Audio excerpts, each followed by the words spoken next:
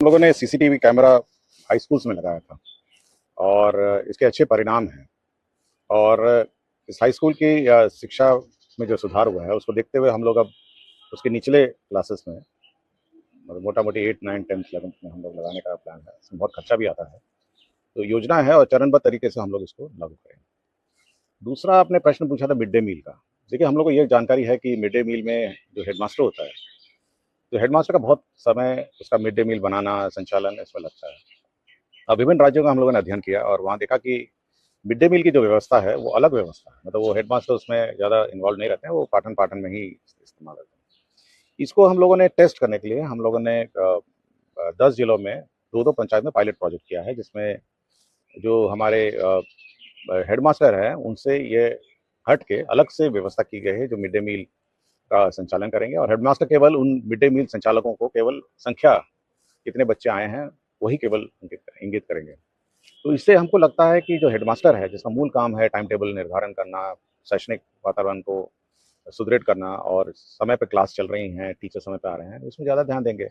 ना कि खाना क्या बना है, आज खाना में क्या बन रहा है, खाने का मतलब कहाँ से सब्जी आएगा, कहाँ से दाल आएगा, कहाँ से मसाले आएँगे। तो मेरा विचार है कि ये सब जो इश्यूज़ हैं, उससे वो मुक्त हो सकते हैं। हम लोग अभी पायलट ही प्रोजेक्ट कर रहे हैं और इसके जो आउटकम होंगे और जो भी इसका फलाफल होगा, उसके आधार पर हम लोग पहले तो हम लोगों ने एक संशोधन किया है, जो अगले साल जो एफएलएन किट है, जो लर्निंग किट है, इसमें हम लोगों ने 2 कॉपियाँ एक्स्ट्रा कर दी सब क्लासेस के लिए कि हमको लगा जब हम लोग गए कि जब पढ़ाई देख रहे थे, तो बच्चे कॉपी के अभाव में एक ही कॉपी में अनेक सब्जेक्ट्स भी लिख रहे थे।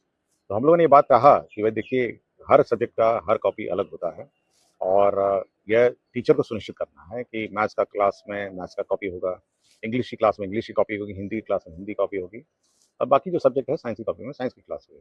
लेकिन हम लोगों ने ये देखा कि एक ही कॉपी में अनेक सब्जेक्ट्स लिखे हुए थे और होमवर्क भी अनेक सब्जेक्ट्स लिखे हुए थे। तो हम लोगों ने एक परिवर्तन किया है, अगली बार जो एफएलएन किट का सेट है उसमें 2 कॉपी एक्स्ट्रा कर दी है और इस बार हर कॉपी में हम लोग ये स्टिकर लगा के भेजेंगे कि ये किस सब्जेक्ट की कॉपी है, ताकि ऐसा ना हो हिंदी कॉपी में इंग्लिश लिखने लग जाएंगे, इंग्लिश कॉपी में कुछ और लिखने लग जाएंगे और मैथ्स की कॉपी में कुछ और लिखने।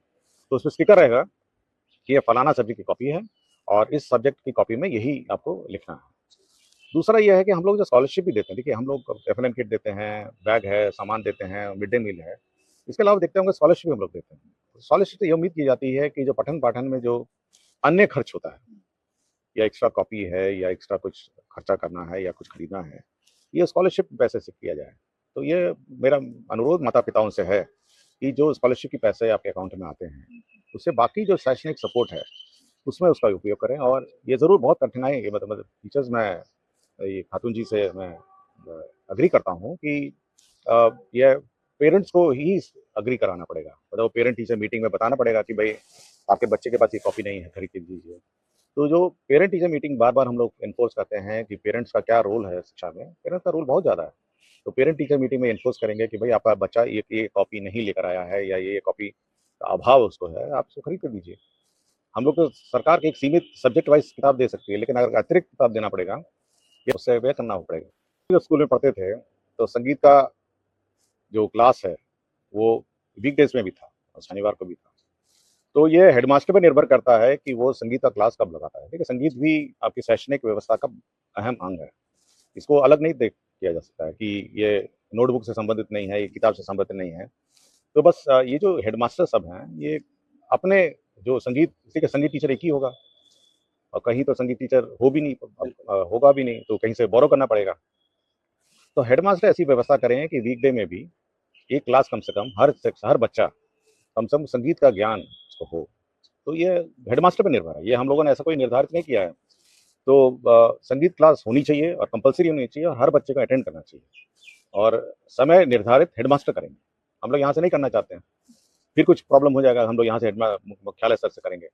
हेडमास्टर अपने यहाँ पे निर्धारित करें और संगीत टीचर जो भी लोकल है, जो भी बहुत सारे लोकल लोग संगीत सिखाने के लिए इच्छुक होंगे, अपना सिखाएंगे। या फिर जो हेडमास्टर, जो टीचर है, संगीत शिक्षक हैं, अगर कंप्यूटर की इस बार पहली बार हम लोग बुक छाप रहे हैं और एक ही बुक है, मतलब वो वर्गवार किताब नहीं छाप रहे हैं इस बार पहली बार, क्योंकि मेरा अपना अनुभव है कि क्योंकि हम लोग पिछले सालों में कंप्यूटर का किताब नहीं छापे हैं, तो एक ही किताब 6, 7, 8, 9, 10 के लिए एक ही किताब छापे हैं और हमने 6, 7, 8, तो ये हम लोगों का है कि जो 6, 7, 8 है, इनको नए सिरे से कंप्यूटर का ज्ञान दिया जाए।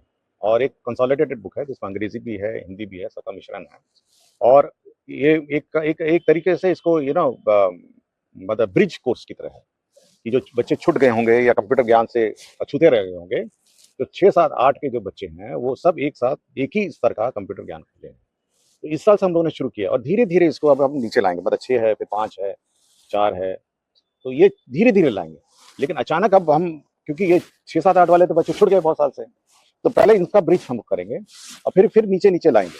तो इसको इस साल से हम लोग कंप्यूटर ज्ञान पे विशेष ध्यान उनको ये है कि हर बच्चा जो 8वीं तक पहुँचे, उसको कंप्यूटर का पूरा ज्ञान होना चाहिए और कंप्यूटर के बारे में अच्छी जानकारी होनी चाहिए। तो जूनियर क्लासेस में ज़रूर हम लोग कोशिश करेंगे, बट अभी वो स्थिति नहीं है। और उसमें राशि भी लगेगी। अगर आप प्राइमरी स्कूल में कंप्यूटर लाने की बात है, तो आपको हो सकता है टैब यूज़ करना पड़ेगा और बच्चों को टैब के माध्यम से कुछ सिखाना पड़ेगा। तो धीरे-धीरे ये काम करेंगे। बट अभी हम लोग 6, 7, 8 पे कंसंट्रेट कर रहे हैं और धीरे-धीरे हम लोग इसका भी एक रोड मैप बनाएँगे कि 5वाँ क्लास कैसे करें, चौथा क्लास कैसे करें। और मैं ये आश्वस्त करूँगा कि जो स्तर का कंप्यूटर ज्ञान है, सब जगह, हम लोग 6, 7, 8 में उसको कंप्लीट। विचार ये है कि आधार कार्ड तो सभी बच्चों को होना चाहिए और किसी समस्या का समाधान उसके आउटकम को परिवर्तन करना नहीं चाहिए। अगर आपका जन्म प्रमाण पत्र नहीं बन रहा है, तो कोशिश ये है कि जन्म प्रमाण पत्र बने। और सरकार का भी नियम है, registrar of birth and death का भी नियम है कि समय पे जन्म प्रमाण पत्र। हम लोग इस बात पर लगे हैं कि जन्म प्रमाण पत्र जल्दी बने और सही रूप से बन जाए, ताकि बच्चे को बाद में शैक्षणिक कार्यों में बिल्कुल कठिनाई नहीं हो। नहीं तो हेडमास्टर या कोई भी स्कूल में, जैसे पुराने ज़माने में नहीं होता था कि बच्चा आया तो हेडमास्टर या जो भी एडमिशन लेते हैं, तो अपना जो भी अनुमानित जन्म बर्थ डेट लगा देता था। ये व्यवस्था अब परिवर्तित होनी चाहिए और हम लोग इस बात पर लगे हैं कि डेट ऑफ बर्थ सर्टिफिकेट सही रूप से बने और जल्दी बने। हम लोग जिला पदाधिकारियों से लगातार मीटिंग करते रहे हैं और उनको यह सुनिश्चित करने के लिए कहे हैं कि सभी बच्चे जितने भी बिना आधार के एनरोल्ड हैं, अभी बिना आधार के भी एनरोल्ड हैं, उनका जल्दी से जल्दी उनका जन्म प्रमाण पत्र बनाकर उनको आधार इश्यू कराया जाए। और मेरा विचार है कि जितने भी विदाउट आधार एनरोल्ड बच्चे हैं, ये अगले इस नवंबर और दिसंबर में, मतलब आपका आधार हम लोग बनवा लेंगे। तो हम लोगों ने छूट दी थी कि बिना आधार भी आप एनरोल हो जाइए। 2 चीज़ पर प्रशिक्षण देने की कोशिश में है। एक तो एफएलएन किट का है, जिसका, और दूसरा है कि ये डायरी का है। तो ये हम लोग ब्रॉडकास्ट मोड में यूट्यूब के माध्यम से सभी को एक बार फिर से प्रशिक्षण देंगे कि डायरी कैसे लिखी जाती है, क्या अपेक्षा है पेरेंट्स के। और इस डायरी को लेके आपको पेरेंट टीचर मीटिंग में बैठना है। जो पेरेंट टीचर मीटिंग है, देखिए पेरेंट टीचर मीटिंग ऐसा नहीं है कि आए, बैठे, सब लोग अपना स्वागत हुआ, फिर विदाई हो गई। नहीं, उसमें ये सब बात होनी है कि कॉपियाँ बच्चे के पास कितनी हैं, बच्चा समय पे कॉपी लाता है, नहीं लाता है, उसका डायरी में क्या स्थिति है, डायरी में उसका होमवर्क जो लिखा गया था, क्या वो डायरी का होमवर्क कंप्लीट किया, नहीं किया। तो ये सारी चीज़ें जो हैं, ये पेरेंट टीचर मीटिंग में है और टीचर्स को ये हर हर ये जो दिन है, शाम को हमारे भी टीचर्स लिखते थे, ब्लैक बोर्ड पे होमवर्क लिखते थे, सब बच्चे अपना होमवर्क कॉपी करते थे, टीचर नहीं लिखते थे। टीचर को केवल इतना ही है कि ब्लैक बोर्ड में आज ये 5 सवाल करके आइए। अब बच्चा घर जाता था, 5 सवाल अगले दिन करके आता था। तो ये टीचर्स के लिए तो कोई इश्यू नहीं है कि ब्लैक बोर्ड पे लिखा जा सकता है और डायरी में बच्चे अपने नोट करेंगे और इससे बच्चे कम से कम प्रश्न नोट करना भी सीखते हैं और पेरेंट्स देखेंगे कि भाई आज बच्चा क्या होमवर्क लिख के लाया और अगले दिन लेके जाएगा। तो ये ट्रेनिंग प्रोग्राम हम लोग इसका गहन रूप से अब करने की कोशिश में है। ये देखिए 2-3 चीज़ें हैं, ये एक तो होमवर्क वाला है, क्लास वर्क तो क्लास में ही होता है, दूसरा है कॉपियाँ के बारे में और फिर एफएलएन किट है। एफएलएन किट भी बहुत महत्वपूर्ण है, इश्यू है जो अभी भी मतलब जिस उद्देश्य से हम लोगों ने जो दिया है स्कूलों में, वो अभी भी इश्यू है उसमें। एक ब्राउन कार्टून का बॉक्स रहता है, उसमें भरा रहता है और तरह-तरह के एफएलएन किट हैं और ऐसा लगता है कि किसी ने उसको छुआ नहीं। और जब मैंने हेडमास्टर से पूछा कि इस एफएलएन किट को आपने इस्तेमाल किया? सर अभी जस्ट इस्तेमाल किया, रख दिया। बस सबका एक ही तरह का जवाब है कि सर अभी जस्ट इस्तेमाल किया और रखा हुआ है। लेकिन मेरी जानकारी में उसको देखने से लगता है कि अभी तक उसका पैक भी नहीं खुला और सभी प्रकार के उसमें बहुत सारे किट हैं, बहुत सारे प्रकार के किट हैं और मतलब अगर उस किट का प्रयोग करें तो बच्चे को एक तो रुचि आएगी और एक तो उसको लगेगा कि अच्छा ये ऐसे भी सीखा जा सकता है। देखिए हर चीज किताब से नहीं सीखा जा सकता। ये किट उसको लर्निंग एड है के रूप में है और लर्निंग एड के रूप में इसको यूज किया जाता है। तो इसका एक हम लोग एक ऑनलाइन सेशन रखेंगे सभी टीचर्स का कि भाई आप कैसे, और बहुत बड़ी संख्या में टीचर हैं तो हम लोग चाहेंगे कि जिला वाइज इसका ऑनलाइन सेशन रखेंगे कि एफएलएन किट का कैसे प्रयोग किया जाए। और रखने का कोई इशू नहीं, बड़े से कार्टून में है, आप देखिएगा हर विद्यालय में हेडमास्टर के कमरे में या स्टोर में एक कार्टून के डब्बे में पूरा भरा हुआ है। तो हमको लगता है साल-साल आता रहा और भरता रहा। और तो इस बार कम से कम हम लोग नवंबर-दिसंबर में ये सुनिश्चित करेंगे कि सभी स्कूल एफएल किट का प्रयोग करते हुए वीडियो डालेंगे, वीडियो भेजेंगे और इसका सदुपयोग करेंगे। हमारे सामान्य प्रशासन में बायोमेट्रिक का गाइडलाइंस इश्यू है। जी। तो हमको लगता है कि लोगों ने उसको देखा नहीं है, तो हम लोग फिर उसको रिट्रीट करते हैं। उसमें है, जी। मानवीय ही है, कि अगर हल्का सा आप लेट आ जाते हैं, तो कितना लेट आ सकते हैं, कितने दिन तक आ सकते हैं, तो जी है सर। उसका। जी। तो उसको हम लोग ठीक कर देंगे। ठीक है मैं सर। लगता है किसी ने वो सामान्य प्रशासन का गाइडलाइंस नहीं पढ़ा है, ठीक है हम सर। उसको फिर रिट्रीट करेंगे। हमारे सरकारी कर्मी तो बायोमेट्रिक लगाते ही हैं, जी सर। और बहुत पहले से ही लगाते रहे हैं, तो एक है उसका गाइडलाइन। और मेरे ख्याल से जो बायोमेट्रिक का जो ऑर्डर इश्यूड है, जी। उसमें ये अंकित है, अच्छा। सामान्य प्रशासन का ये लागू रहेगा। तो हम फिर उस सबको जानकारी दे देंगे।